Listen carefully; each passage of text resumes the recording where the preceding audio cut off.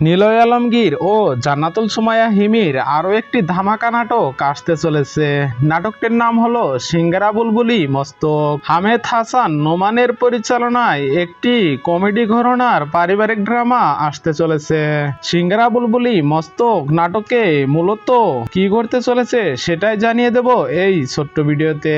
So বন্ধুরা, বেশি কথা না বলে চলুন শুরু করা যাক। সিঙ্গারা বুলবুলি মস্তক মূলত সরকারি চাকরির আড়ালে ঘুষ খাওয়ার মতো একটি অসঙ্গতিকে ঘিরে তৈরি করা হয়েছে। পাত্রীপক্ষের চাহিদা মতো তারা এমন একজন পাত্রকে খুঁজছে যে অন্তত আদর্শবান, কিন্তু উল্টো দিকে পাত্র কৌশলে সিঙ্গারা খাওয়ার কথা বলে সিঙ্গারার দামের মাধ্যমে ঘুষ খাওয়ার পথ বের করে রেখেছেন।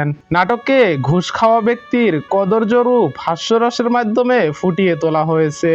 ঘুষের টাকা প্রমাণ করা সহ সিসি ক্যামেরা চেক নাটকটির উত্তেজনাকে বাড়িয়ে দিয়েছে।